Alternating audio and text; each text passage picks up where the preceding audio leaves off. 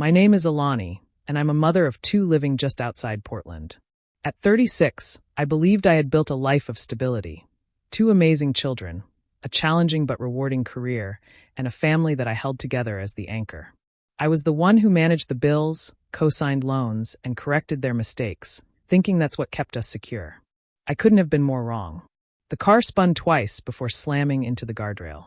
From the emergency room, I sent a trembling message to the family group chat: car crash. Need someone to pick up the kids from school. Hours passed. Nobody replied. It was my sister Chloe who finally responded. Not with help, but with selfies from a spa day. 2 weeks later, still barely able to move, I received a frantic call from my mother. She demanded $3,200 for a cruise deposit. She needed it by Friday. Listening to her drone on about non-refundable deposits while I was still a mess of bruises and stitches, something inside me didn't just flare with anger. It went ice cold. There's a unique kind of heartbreak in realizing your family doesn't care about your suffering. It's not just selfishness. It's a total disconnect that makes you feel like a stranger in your own life. That chill settled deep in my bones, replacing the warmth I'd carried all my adult life. I had been their fixer, their financial safety net. I funded Chloe's influencer business boot camp when she decided to pursue fame. I paid for a new roof when my parents' house began leaking. I co-signed my brother's car loan after he wrecked the last one. I never asked them to plead or beg. I just took care of it. I thought that's what holding a family together meant. I was wrong. When the accident happened, my first concern wasn't for myself.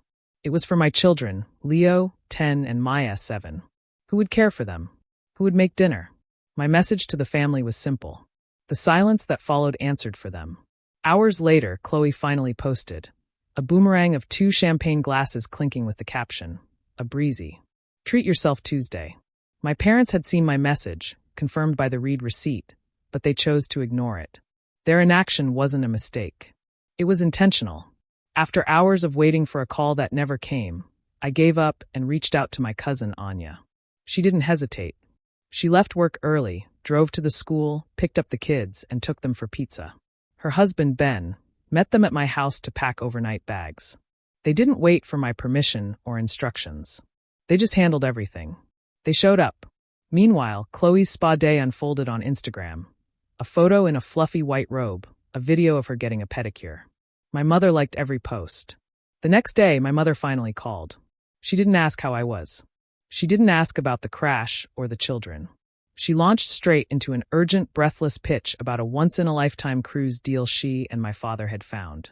The deposit was non-refundable. She spoke with unnerving excitement, as if delivering good news to someone who wasn't lying in a hospital bed. I listened as her words blurred into a meaningless hum of entitlement. When she paused, waiting for my inevitable agreement, I said one word: no. Silence stretched across the line, thick and heavy. "What do you mean?" she asked, her voice edged with genuine confusion, as if the idea of refusal was completely foreign. I didn't explain. I didn't argue. I just said no. I hung up without another word, and as I placed the phone beside me, it felt as though a heavy bolt slid into place somewhere deep inside my chest. A definite, final click.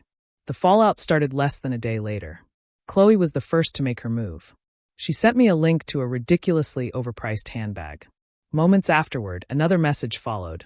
"Mom said you were acting strange about the cruise. You good?" The attempt to guilt-trip me was so blatant it bordered on laughable. I let both texts sit there unanswered. My newest boundary was silence. Then my father weighed in. He delivered a long, rambling sermon about how families should support one another. A lecture that conveniently overlooked the fact that they had completely abandoned me when I needed them.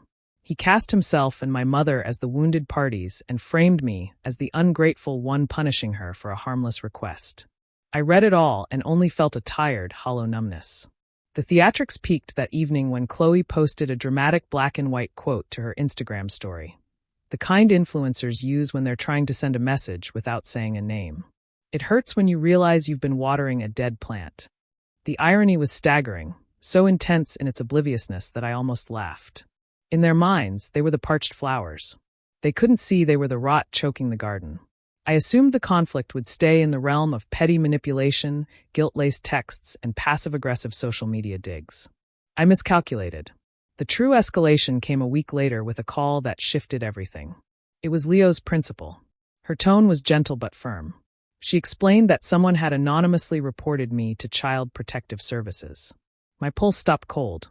The report claimed two things: that my children were often left alone in a dangerous home situation, that I was abusing the prescription pain medication I'd been given after the crash. A wave of icy horror swept through me. I knew instantly who was behind it. Only my parents and Chloe knew the exact medication I'd been prescribed. This wasn't coincidence. This was strategy. They had moved past manipulation. They had weaponized my children. All for money. All for a cruise. They had crossed a boundary you can't ever come back from. The family I thought I had was gone. In their place were people willing to dismantle my life for leverage.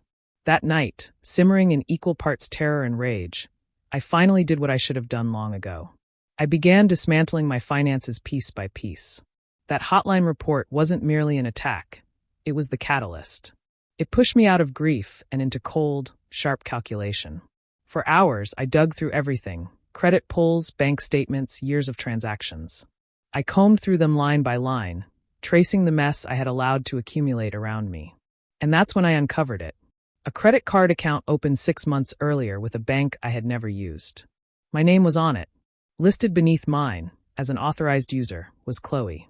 The balance was more than $12,000. Scrolling through the charges made my stomach tighten. The purchases mapped out the glamorous lifestyle she flaunted online. Chic boutique hotels, fancy dinners I'd never treat myself to, and a constant flood of designer clothing.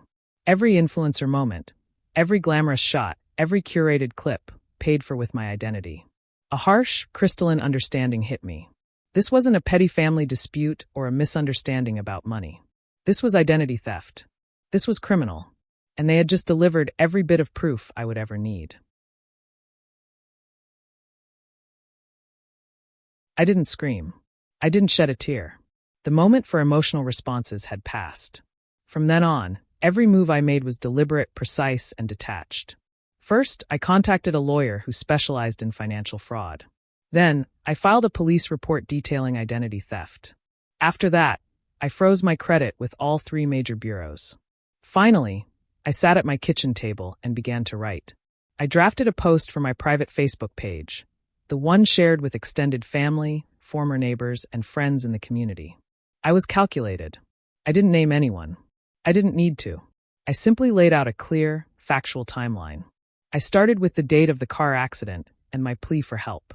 I followed it with the spa day photos, the frantic cruise money demand, and the guilt-tripping messages that came afterward. Then, I outlined the malicious anonymous call to my son's school. I ended with the discovery of the fraudulent credit card opened in my name.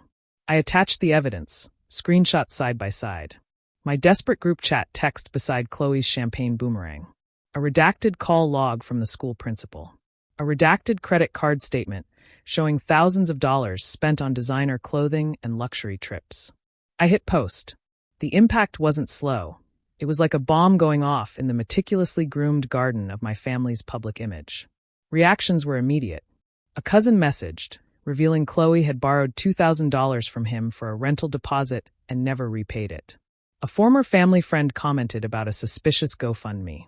My parents' emergency plumbing fund from 2 years prior, which had vanished without repairs, resurfaced in discussions. Their carefully maintained facade didn't just crack. It shattered in real time, exposing a clear pattern of deceit for everyone to see. The consequences were swift.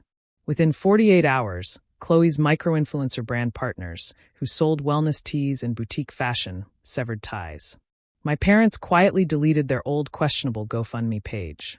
The social fallout demolished their carefully curated image. My mother called, sobbing, not to apologize, but to demand I remove the post. "You're ruining the family's name," she cried. I hung up.